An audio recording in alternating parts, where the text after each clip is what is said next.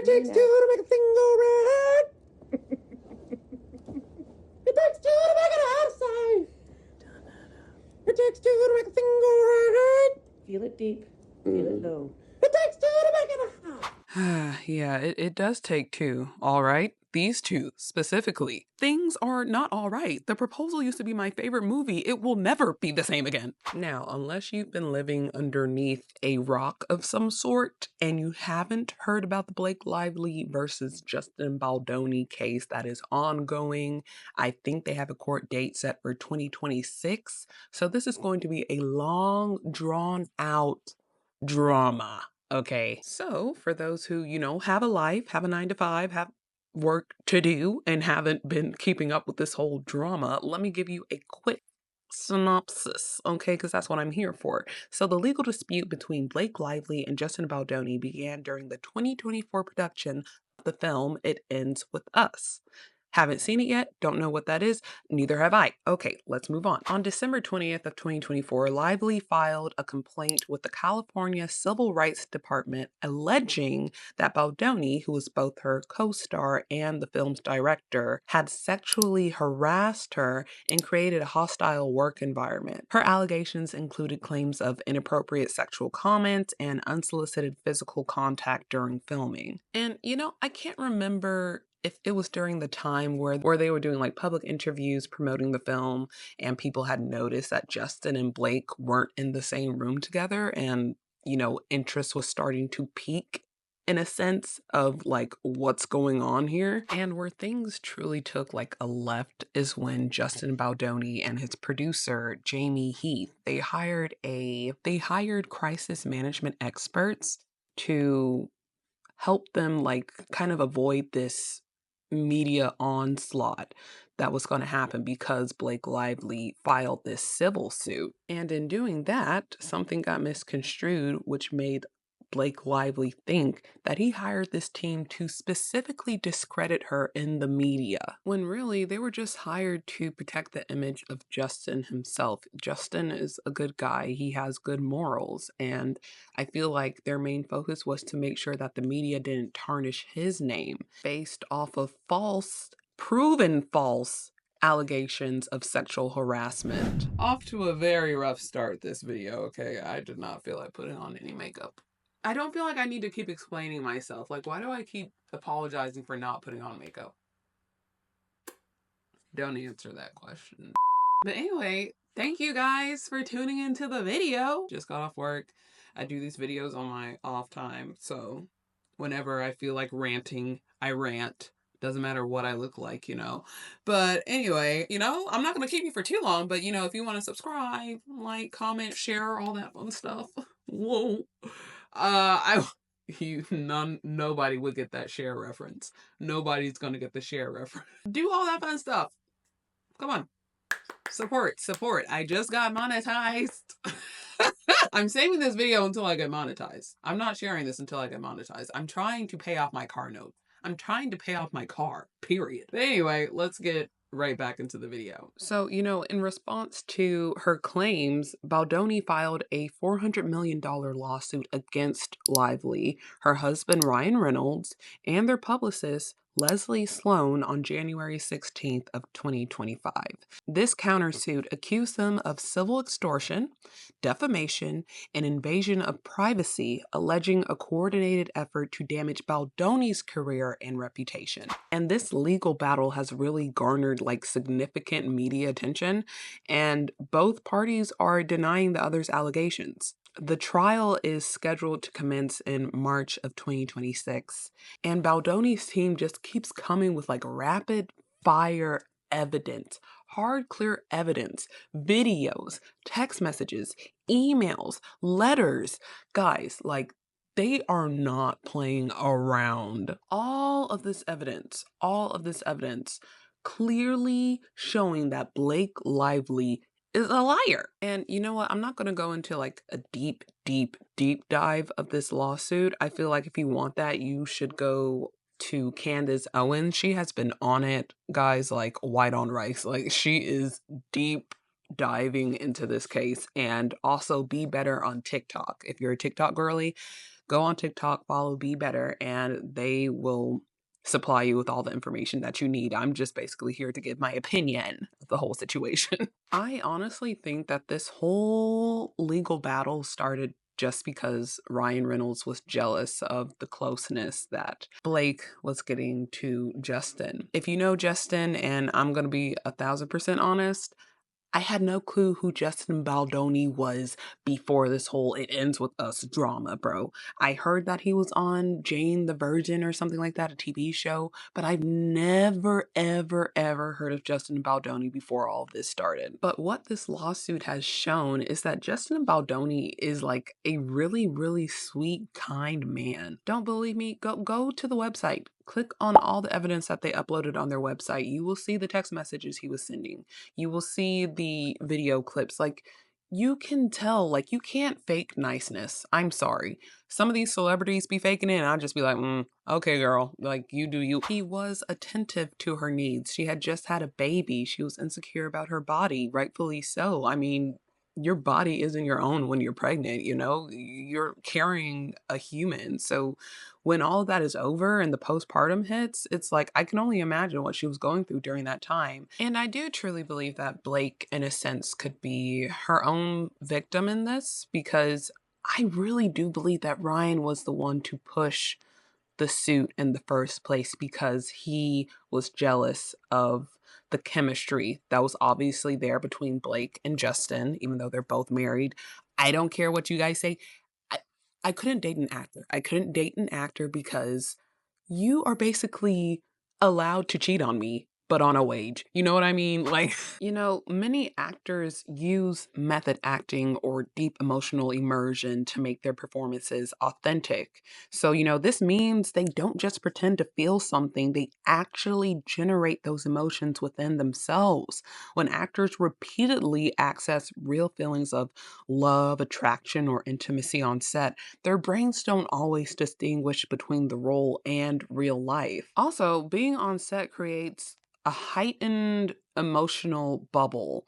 Actors spend long hours together. They rely on each other for support and experience dramatic highs and lows that can fast track emotional closeness. It's easy to mistake these intense feelings for real love, especially when filming ends and they associate their emotional experience with their co star rather than the role. Like I said, they spend months rehearsing and filming romantic scenes, sometimes in physical, intimate situations. Unlike real life relationships where intimacy builds gradually, actors are thrown into deep, intense emotional interactions early on, often skipping the usual barriers that prevent people from immediately falling for one another. And, some argue that professional actors can absolutely separate feelings from work, just like in any demanding job.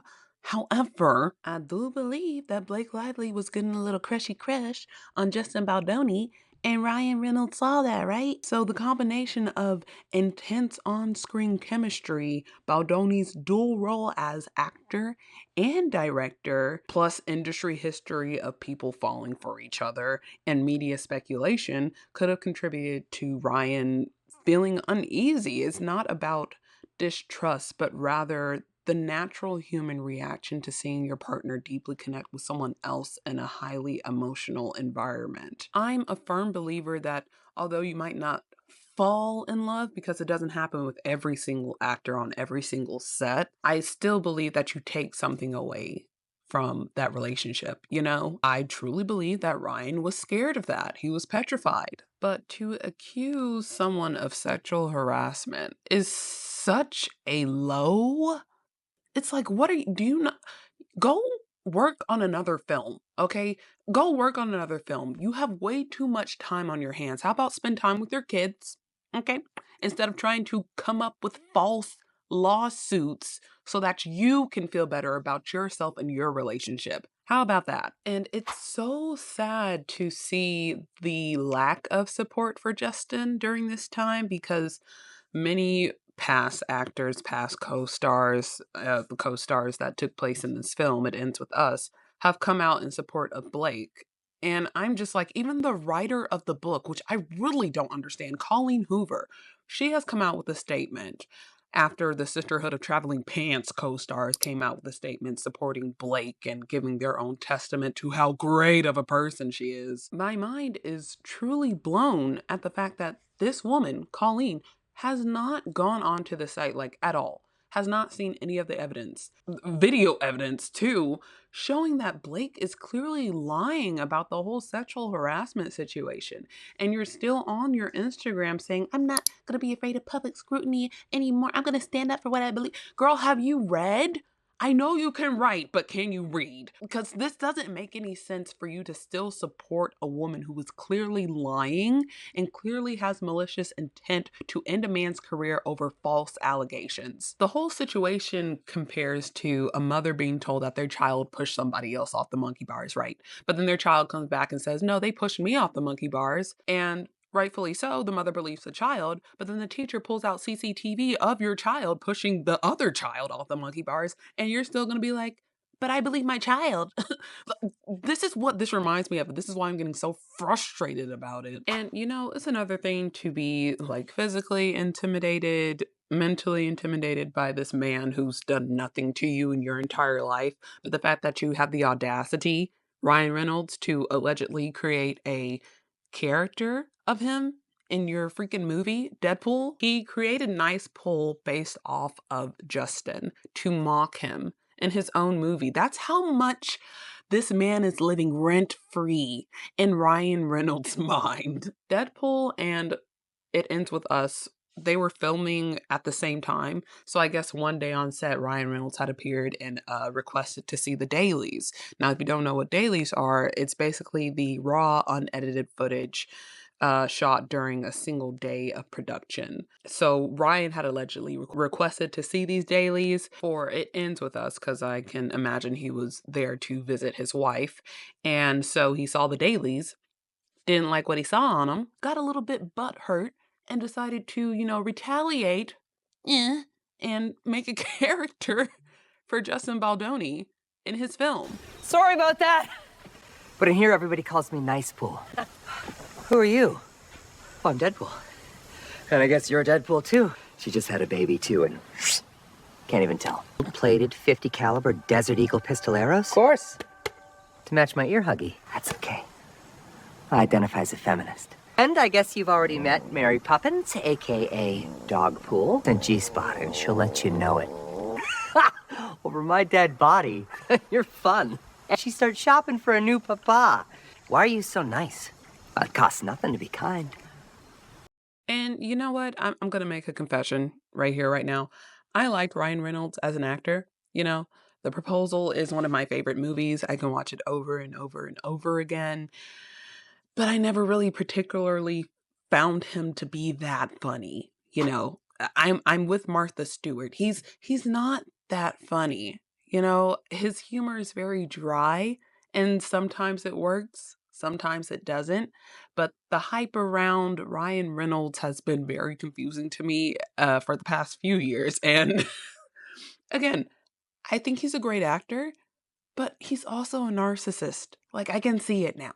And you know what? Two narcissists can be perfect for each other in a way that satisfies their psychological needs, at least temporarily. But for Blake and Ryan, it's been long lasting. I don't know how long they've been married.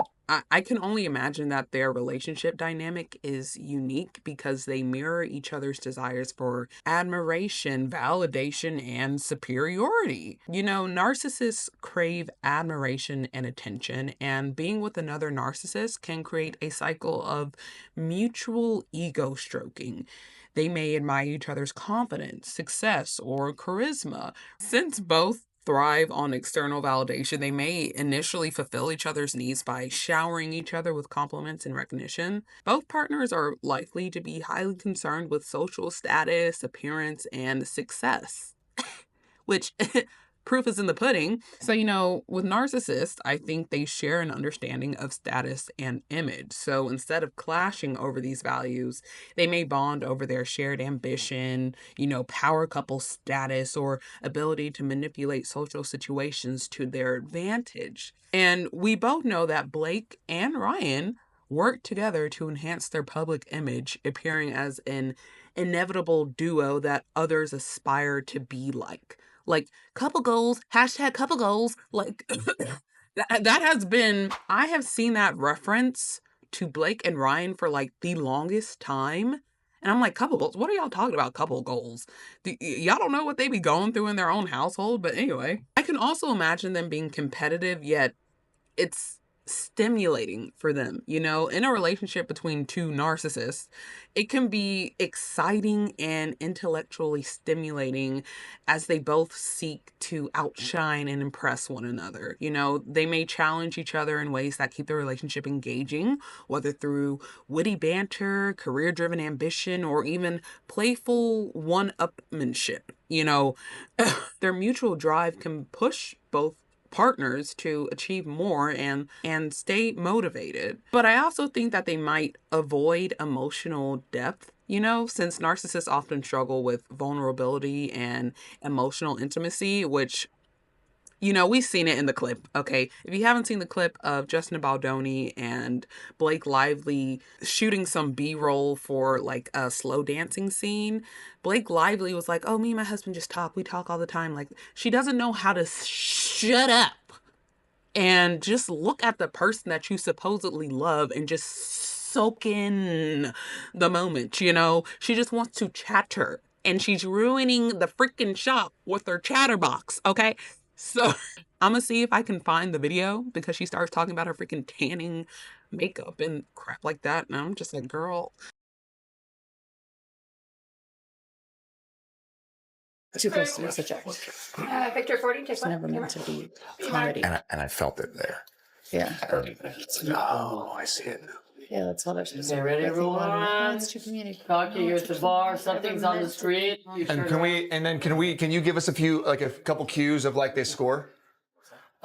Just so everyone else around us is having a moment. But is it as rambunctious as it was earlier on? No, it's never gonna be, because we're in slow-mo, but just they're watching, you know, people are watching games. We see some, you know, just some hands and things like that. Yeah, thank you. Ready, and everybody gets, and playback. Background, and the camera. I think we should be talking. Ryan, It's go to the more bar, Ryan, go to the romantic bar. if we're like dancing.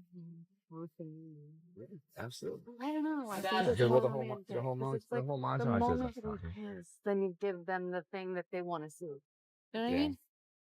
So That's this why I almost get things off. yeah. I'm probably getting a spray tan on you. But that makes me believe that they don't expect, with each other, they don't expect deep emotional connection. They may both prefer to keep things superficial, you know, avoiding the emotional labor that a more empathetic partner might require.